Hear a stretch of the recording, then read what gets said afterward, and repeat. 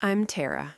Sitting in my car, hands still trembling, I just walked out of a coffee shop where I confronted my family after 4 long years of silence.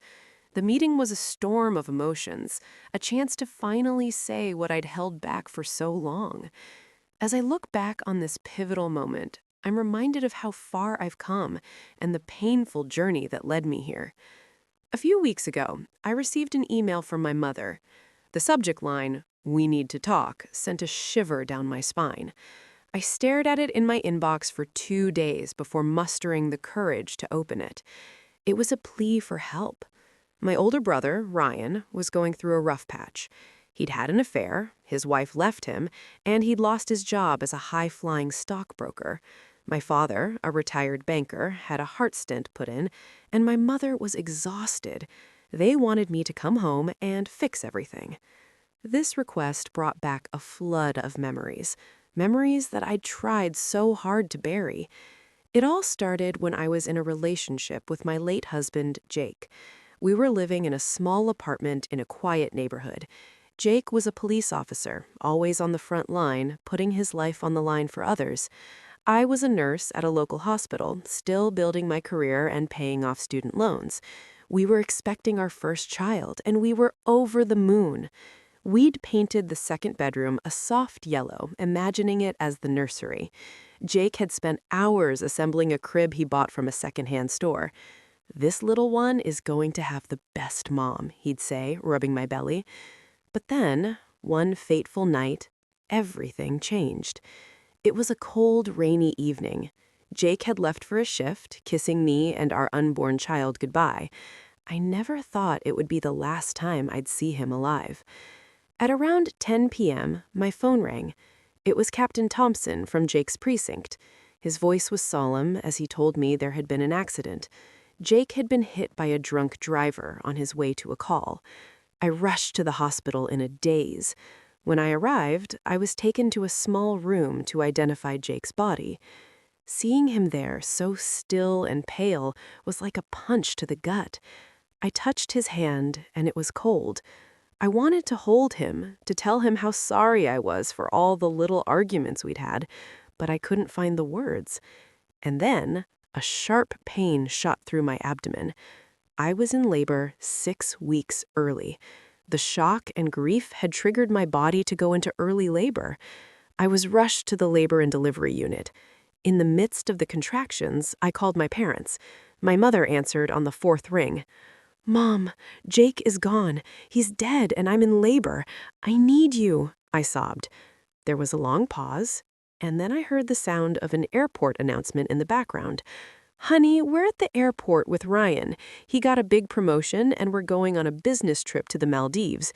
We've had it planned for months. We can't cancel," she said calmly.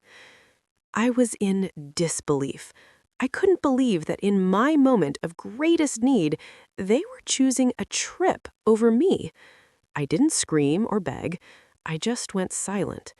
A kind nurse named Linda noticed my distress and sat by my side holding my hand as I gave birth to our son Ethan, alone. Ethan was premature, and he had to spend 11 days in the NICU. During that time, my parents were enjoying their trip in the Maldives. They didn't call once, and the only message I received from my mother was a text saying, "Hope you're doing okay. The Maldives is beautiful." I screenshotted that message, not knowing why at the time, but deep down I knew I might need it as proof one day. Jake's funeral was a somber affair. His colleagues from the precinct came in full uniform, and the church was filled with friends, neighbors, and patients I'd treated at the hospital. But my family was nowhere to be seen. They were still in the Maldives, and they didn't even try to make it back for the funeral. After the funeral, I stopped answering their calls and texts. I was too hurt, too angry to talk to them. I focused on taking care of Ethan and rebuilding my life. Jake's life insurance money was enough to pay off my student loans and make a down payment on a small house. I met some amazing people during this difficult time. My neighbor, Mrs. Johnson, an 80-year-old widow, was like a mother figure to me. She'd bring me homemade cookies and offer to babysit Ethan whenever I needed. Jake's captain, Captain Thompson, would call me regularly to check on me and Ethan. He became like an uncle to Ethan. I also started seeing a therapist, Dr. Miller. She helped me understand that I'd been parentified as a child. I'd always been the one to take care of my family, especially after my mother had a back injury a few years ago. I'd taken off work, slept on the couch in their living room, and helped her with her physical therapy. I missed out on so many opportunities, like a promotion at work because I was too busy taking care of them. 4 years later, here I was, sitting across from my family in that coffee shop. My mother was wearing a fancy dress and expensive jewelry, trying to look put together. My father looked older, more tired, and Ryan, he'd lost weight and had dark circles under his eyes. My mother started, "We've been trying to reach you for years. You shut us out. We didn't know what we did wrong." I didn't respond right away. Instead, I reached into my bag and pulled out a manila folder.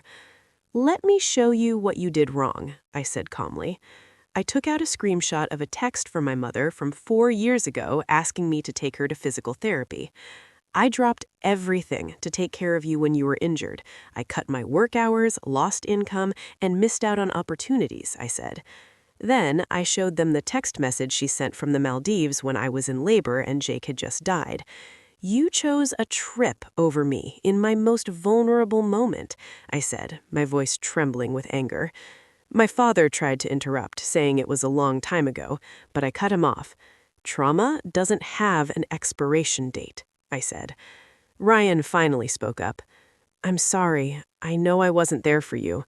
I looked at him and I could see the regret in his eyes, but it was too little, too late. "Sorry is a start, but it doesn't erase what you all chose. You chose your comfort over my survival," I said. My mother started to cry, but I didn't feel sorry for her. I'd spent my whole life comforting her, and she'd let me down when I needed her the most.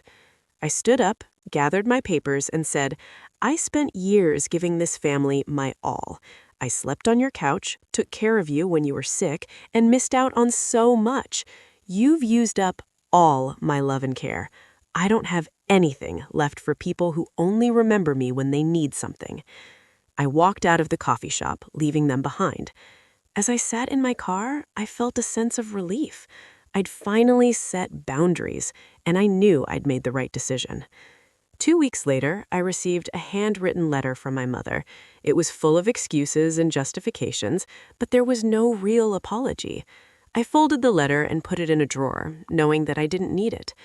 This Christmas, Ethan and I had a wonderful time at home.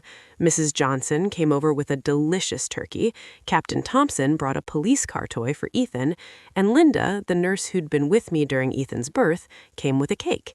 We laughed, we ate, and we told stories about Jake.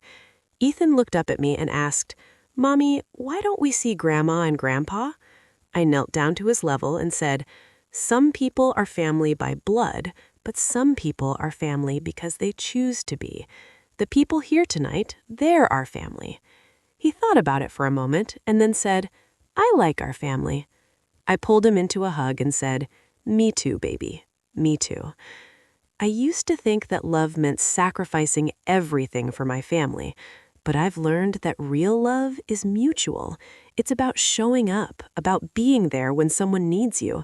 I've built a new family, a family that loves and supports me, and I finally understand what family really means.